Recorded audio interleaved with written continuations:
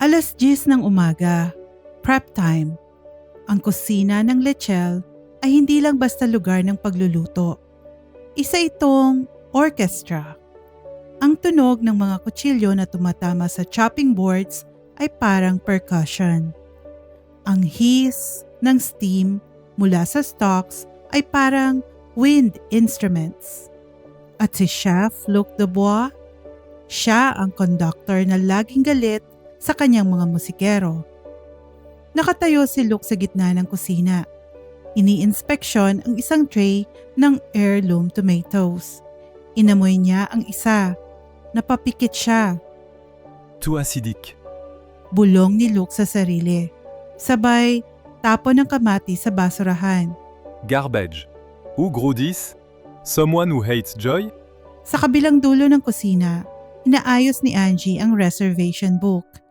Kasama niya si Rico, ang chef de parte na laging may baon na chismis at skyflakes. Day, tingnan mo si Chef. Bulong ni Rico habang pasimpleng kumakain ng grapes na pang-garnish. Kinakausap na naman ng kamatis. Sign of aging na yan. Or baliw lang talaga. Natawa si Angie ng mahina. Hayaan mo siya. Baka yan lang ang kaibigan niya. Yung mga gulay, hindi sumasagot pabalik. Speaking of friends, Nguso ni Rico sa pinto. ayan na ang friend niya. Bumukas ang double doors ng kusina. Pumasok si Chloe. Si Chloe ang bagong guest relations manager ng hotel. Half French, half Lebanese. Kung si Angie ay sunshine, si Chloe ay Midnight Paris. Misteryoso, sophisticated, at amoy expensive leather at Chanel No. 5. Naglakad siya papasok sa kusina na parang runway ang tiles. Ang red lipstick niya ay perfectly applied. Ang heels niya ay tumutunog na nagpatigil sa paghihiwa ng ilang commis chefs. Dumiretso siya sa opisina ni Luc, ang glass box sa gitna ng kusina, at kumatok gamit ang kanyang manicured fingernail. Luc looked up from his inventory list. His habitual scowl vanished instantly. Lumabas si Luc ng opisina. Inayos niya ang kanyang apron. Luc, chérie! Bati ni Chloe. She leaned in and gave him la bise, the French double cheek kiss. Not too close, but intimate enough to make everyone stare. I brought you espresso, the real kind, not the mud water from the staff canteen. Inabot ni Chloe ang isang gold rimmed takeaway cup mula sa isang luxury cafe sa lobby. Ah, Chloé. Sagot ni Luc. Tinatanggap ang kape na parang holy water. Merci. You are a lifesaver. Finally, someone with taste in this concrete jungle. Chloe touched his arm gently, letting her hand linger on his bicep. I noticed you looked stressed during the morning meeting. Those budget discussions are brutal. You need to relax, Luc. Your shoulders are like rocks. Pasimpleng pinisil ni Chloe ang braso ni Luc. Mula sa pass, nakita ito ni Angie. Humigpit ang hawak niya sa marker na nasa kamay niya. Muntik niya na itong mabali. Tumingin siya kay Rico. Look at that, Angie muttered, practicing her accent. I thought this kitchen was a sanctuary. No distractions. Focus on the food. But when Miss France walks in, suddenly it is a Starbucks meetup. Ayan mo na, Day. Bulong ni Rico. Type ni Chef yan. French din eh. Amoy croissant pareho. High class. Napairap si Angie. Anong croissant? Amoy fabric conditioner ka mo. Tsaka, bakit kailangan hawakan ng braso? Ano yan, dough? Minamasa? Selos ka? Asar ni Rico. Ako? Selos? Angie laughed, a dry, sarcastic sound. Rico, I prefer men who laugh, not men who He yelled at Tomatoes. Naawa lang ako kay Chloe. Hindi niya alam na ang definition ng relax para kay Chef ay ang manigaw ng dishwasher. Padabog na ibinagsak ni Angie ang clipboard sa counter.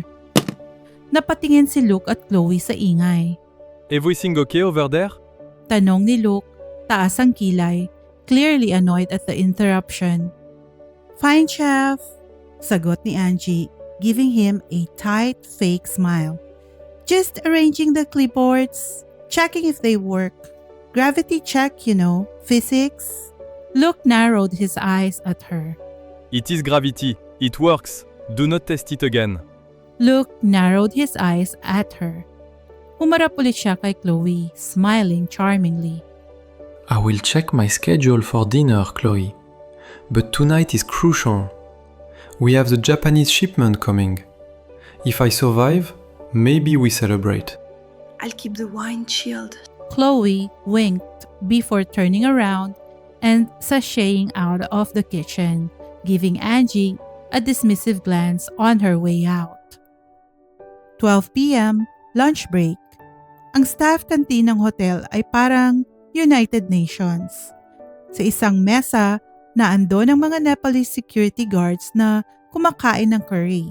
Sa kabila, ang mga Filipino housekeeping at waiters na nagsashare ng adobo at sinigang. At sa VIP table ng canteen, yung malapit sa aircon, nandoon ang mga Western managers na kumakain ng salad. Umupo si Angie kasama si Rico at ang ibang Filipino staff. Binuksan niya ang Tupperware niya. Bistek Tagalog.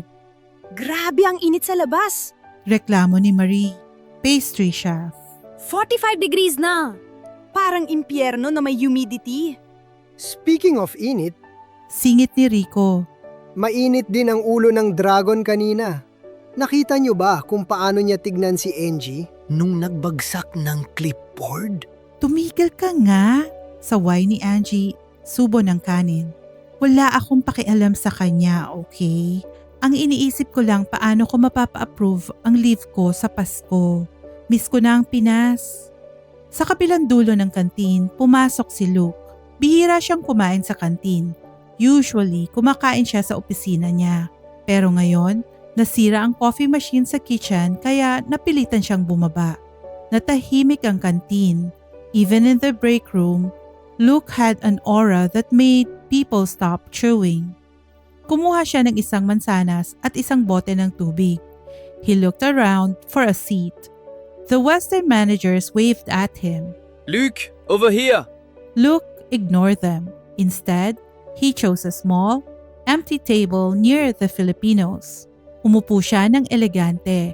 He ate his apple with a knife and fork. Yes, knife and fork. Tingnan mo, bulong ni Angie kay Rico. Mansanas lang, naka-knife and fork pa. Ang arte talaga. Class tawag dyan, Day. Sabi ni Rico. Napatingin si Luke sa direction nila. Naamoy niya ang bistek. Kumunot ang ilong niya. Tumayo si Luke at lumapit sa mesa ni na Angie. What is that smell? Tanong ni Luke, looking at Angie's Tupperware. It is called lunch, chef, sagot ni Angie. Hindi natitinag. Beef steak with onions and soy sauce. Want some? Inalok niya ang Tupperware.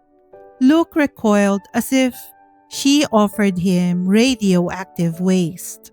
Soy sauce? Onions? Before service? Luke looked horrified.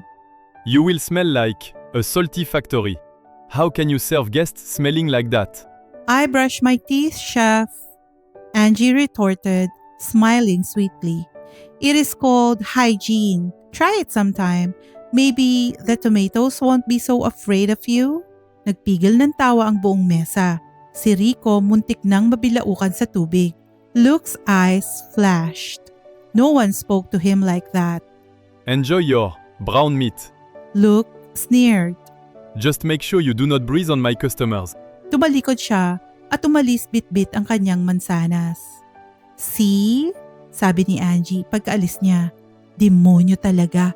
Pati ba naman lunch ko pinakikialaman? Pero sa totoo lang, napansin ni Angie na kahit masungit si Luke, ang bango pa rin ito. Kahit sa kantin na amoy curry nangingibabaw ang amoy ng expensive soap niya. Leche.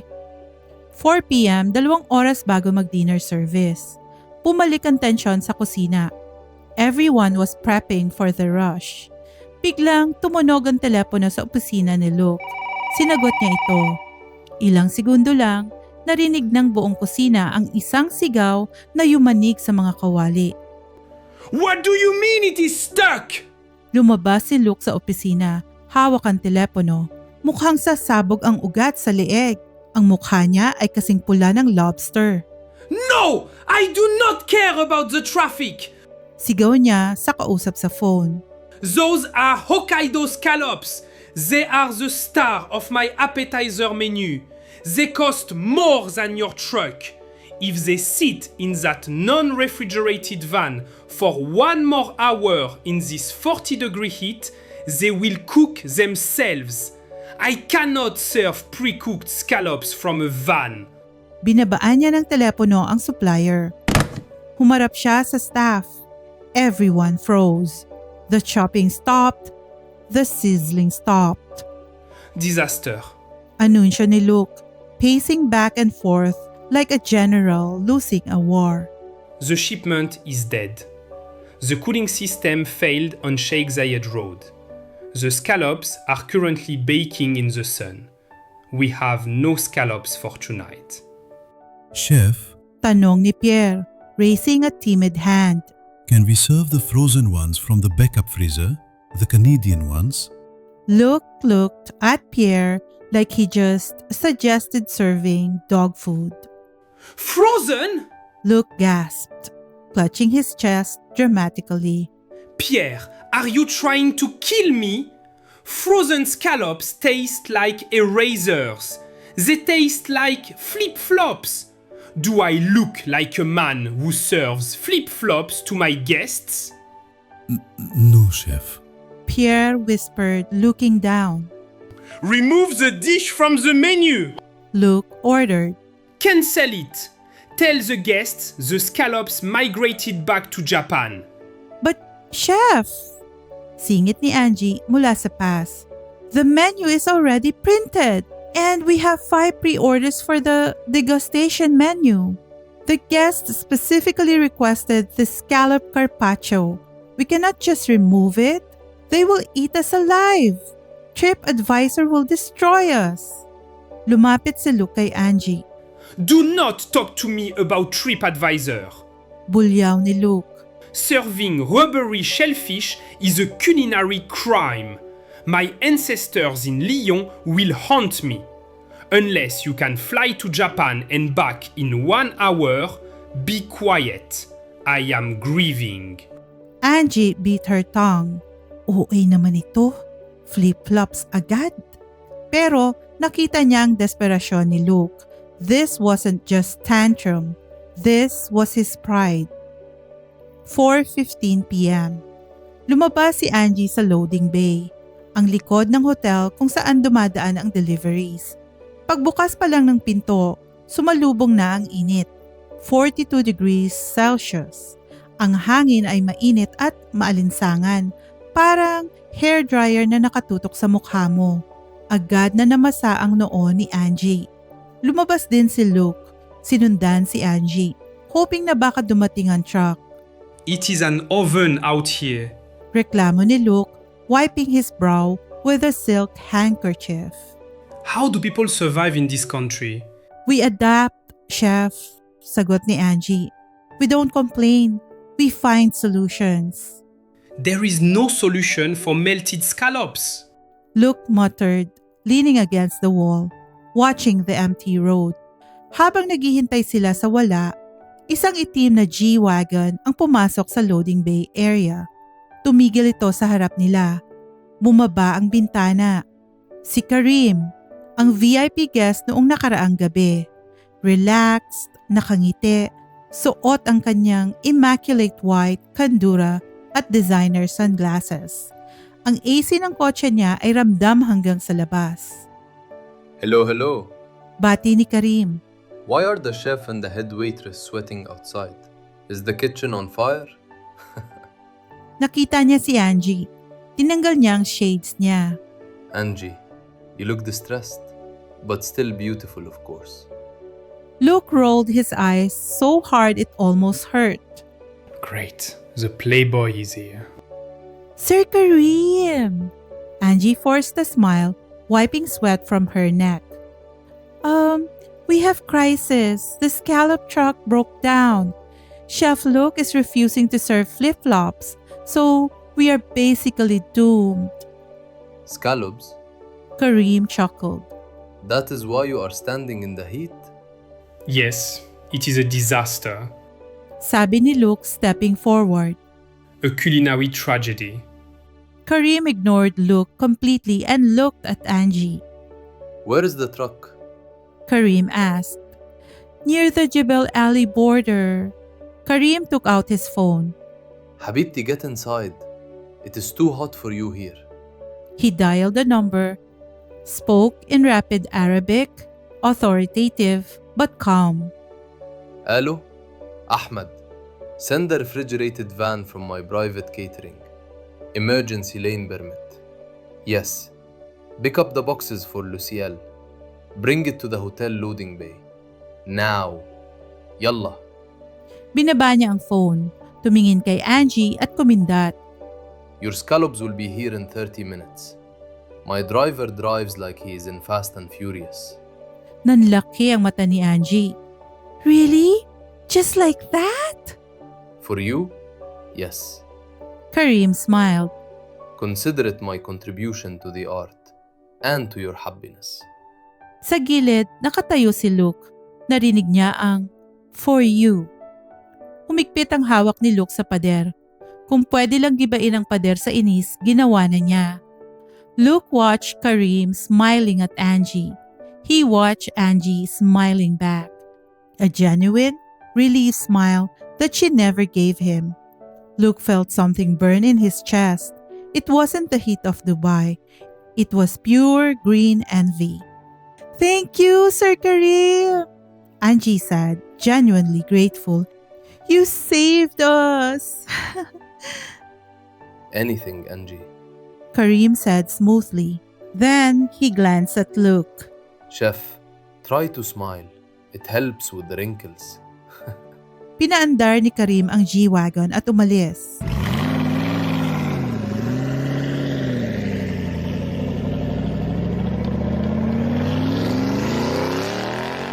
Naiwan si Luke at Angie sa init. Back inside! Luke barked, furious. Now! 30 minutes later, dumating ang scallops. Fresh, cold, perfect condition. Grabe, Bulong ni Rico habang binubuhat ang box. mas mahal pa yata ang pamasahe ng scallops na to kaysa sa sweldo ko. Naka-emergency permit pa. Si Angie nakahinga ng maluwag. Pumasok siya sa dry store or pantry para kumuha ng tubig. Uhaw na uhaw siya galing sa init. Sumunod si Luke. Sinara niya ang pinto. Napatalon si Angie. Muntik na niyang mabitawan ng baso. "Chef! What is it? We got the scallops!" Luke stood there blocking the exit. The small room smelled of dried herbs and intense anger. Do you feel proud of yourself? Tanong ni Luke, his voice shaking. "Excuse me?" You smiled at him. Luke accused. You stood there in the heat and let him play the hero. "He is the hero," Angie argued. "He saved the menu. Why are you acting like a jealous teenager?" Jealous? Ha! Luke scoffed loudly. I'm not jealous. I'm insulted. You are flirting with him to get ingredients. It is cheap. "I was being polite," Angie yelled back, stepping closer to him. "He helped us. Unlike you who just stood there sweating and complaining about your ancestors. Maybe if you learned how to be nice, people would help you too." Do not lecture me on being nice. Luke shouted, slamming his hand on the shelf beside her head. The cans of tomatoes rattled. And stop smiling at him like that. "Like what?" Like he's Prince Charming. He's just a guy with a fast van and too much money. Well, at least his van works, Angie retorted. And at least he doesn't call my lunch brown meat. They stared at each other, breathing heavily. The tiny pantry felt suddenly very small. The air conditioning vent hummed above them, but it did nothing to cool the room. Luke glared at her. He wanted to shake her. He wanted to fire her. But mostly, he realized with horror, he wanted to kiss the argument right out of her mouth. Angie glared back. Bakit ba ang gwapo niya kahit mukha siyang papatay? Luke's eyes dropped to her lips. The anger turned into something else. Something dangerous. Luke leaned in. Just an inch. His scent, sandalwood and anger, filled Angie's nose. Angie held her breath. Is he going to? Biglang bumukas ang pinto. Si Rico. Chef? Angie? Rico peeped in, holding a tray of garlic. Ah, sorry. Wrong timing ba? May bugbugan bang magaganap? Or iba? Luke froze. He pulled away abruptly, smoothing his hair like nothing happened. He turned his back to Angie. Get out! He said coldly to Rico. Then he turned to Angie, his face back to being a mask of ice. Go do your job and tell your friend Kareem that I will pay for his gas money. I owe him nothing. Angie stormed out of the pantry, brushing past Rico. You owe him a thank you, she hissed at Luke. But I guess that's too expensive for your ego. Pagkalabas ni Angie, tinanong siya ni Rico. Tay, ano nangyari sa loob? Bakit parang may sparks? Sparks mo mukha mo, irap ni Angie. Pero namumula ang pisngi niya. Short circuit yun. Tara na nga, mag-serve na tayo bago maging flip-flop ang mukha ko. 11 p.m. Tapos na ang service. Pagod na ang lahat. Lumabas si Angie sa staff exit. Dala niya ang bag niya, naglalakad papunta sa bus stop. Mainit pa rin kahit gabi na. Sa di kalayuan, sa VIP parking, nakita niya si Luke. Palabas ito ng hotel at naghihintay sa kanya si Chloe. Nakasandal si Chloe sa isang magarang Porsche. Luke, Tawag ni Chloe. ready for that wine? Luke looked tired. He looked at the bus stop where Angie was walking alone. For a second, he hesitated. But then, his pride kicked in. She has her hero, Karim. He thought bitterly. Yes, Chloe. Luke answered loud enough for Angie to hear. Let's go. I need to be around people with class. Sumakay si Luke sa Porsche ni Chloe. Umalis sila ng mabilis. Naiwan si Angie sa bangketa, naghihintay ng bus. Eh di wow, bulong ni Angie. Class pala ha, saksak mo sa baga mong wine nyo. Dumating ang bus, sumakay si Angie. Inside the bus, she looked out the window. Bakit pa ako naiinis? Tanong niya sa sarili. Wala naman akong gusto sa kanya. Wala talaga. Pero sa refleksyon niya sa bintana, alam niyang nagsisinungaling siya. Hello kabayan! Maraming salamat sa pagsubaybay sa Kwentong Pag-ibig True Stories channel. Sana nagustuhan niyo itong chapter ng kwentong ito. Para ma-notify ka kapag na-publish na ang susunod na chapter, please subscribe and hit the notification bell para lagi kang updated sa talaga namang kaabang-abang na mga kwentong pag-ibig. Salamat ulit at hanggang sa muli,